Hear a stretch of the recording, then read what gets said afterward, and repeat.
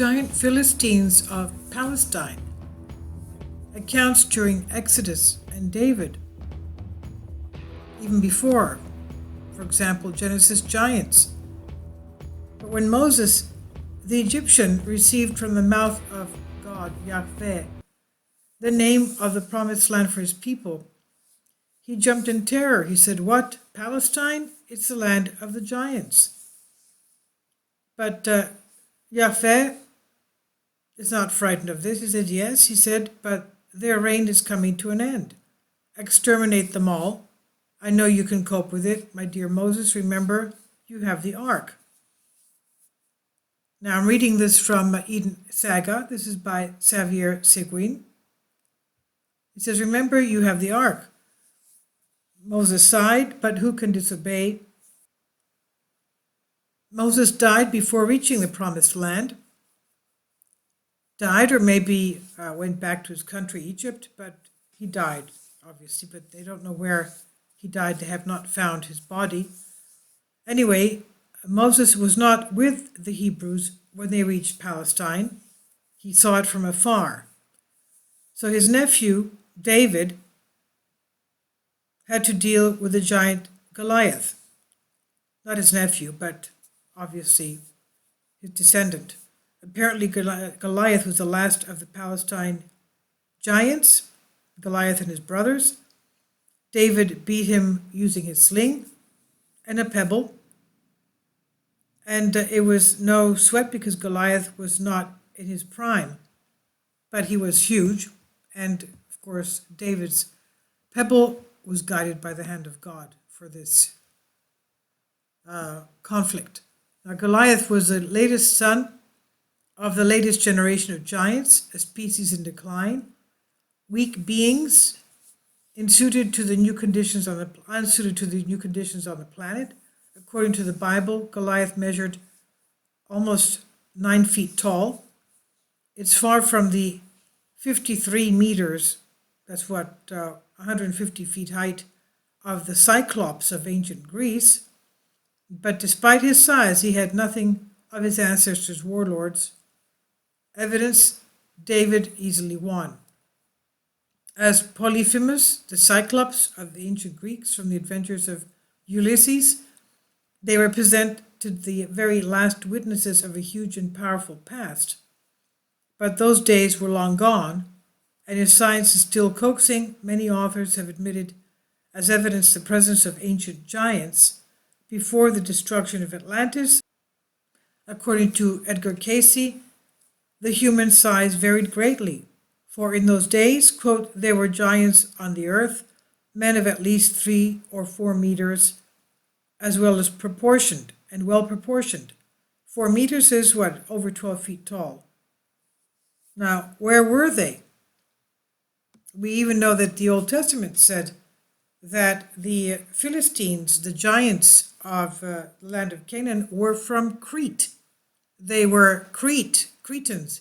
They were Minoans, and they were huge in size. Now, it says it was Israel that caused the famous giants, those in the beginning, tall and well versed in the art of war. It's not them that God chose, nor has he shown them the path of science, and they died because they lacked discernment. They died because of their thoughtlessness. The book of Baruch of the Old Testament, from which these words come, is one of the banned books of the Bible, as the book of Enoch, unfortunately. It tells of the Nephilim episode, monstrous children of angels and women. To tell the truth, several humanities have succeeded on this planet before disappearing. Each one evolved into gigantic size. Yet over the successive eras, the giants got smaller and smaller. You can have a fair idea of their size by referring to the giant statues of Bamiyan in Afghanistan, destroyed by people's ignorance, because these statues were not Buddhists at first. They represented the races that populated the earth in the past. In a text written before their destruction, Robert Charroux evokes these 3 colossal statues carved into the rock. He says, there is little time. The monoliths were still 5 in number. The largest statue was measuring 53 meters height, and the second one 35 meters high, the third one 10 meters in height. The others being smaller and smaller, one smallest one being about the size of a man. And according to the tradition, they are the imperishable witnesses of the secret doctrine left by the former giants. The monks covered them with plaster to turn them into Buddhas, but it is easy to discern the trickery. It's true that the makeup of the Great Sphinx was more successful. Of course, official archaeologists do not agree, despite the disturbing fact. These pseudo-Buddhas have no face, no more forehead, no more nose, no more eyes, no more lips. From forehead to chin, the faces were reduced to a vertical plane. This seems a deliberate mutilation. Charroux adds a little further, according to tradition, these statues are the only reminders of the early races. Unfortunately, he does not specify his sources, but he can legitimately infer that the first race, that of the Uranians and Cyclops, was up to 53 meters in height. That's over 150 feet high. The second race, those of the Titans, was 35 meters high, about 100 feet high. The third giants measured about 10 meters, that's about 35 feet in height.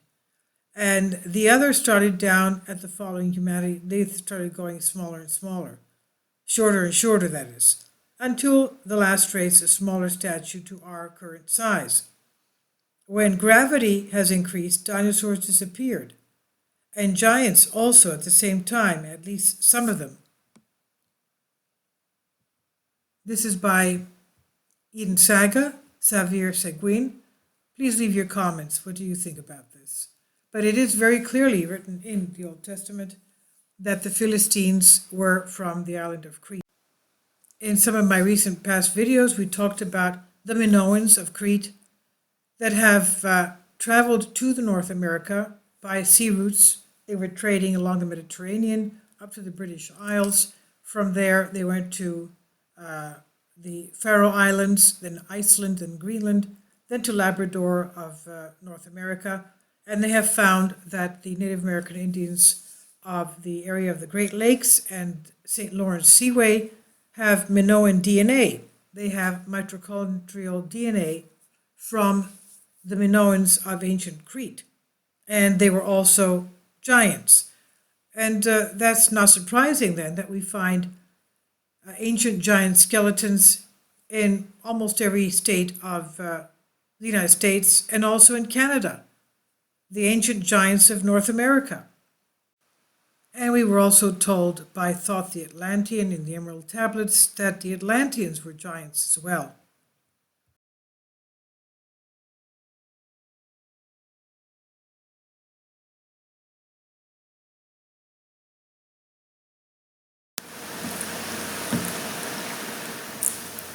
If you'd like to join me on my Patreon account, you will hear content not covered by mainstream media.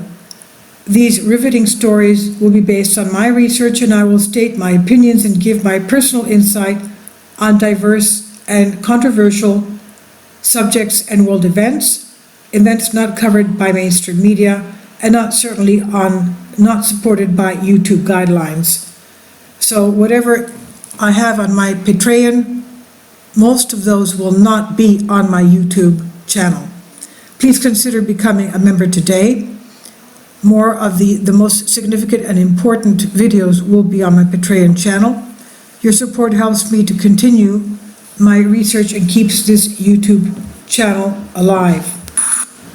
And we depend on your support, your generous charity, because we help economically challenged families here in Athens, Greece, in Kapota, and we also help the young generation with university tuition and the community around our church. Thank you.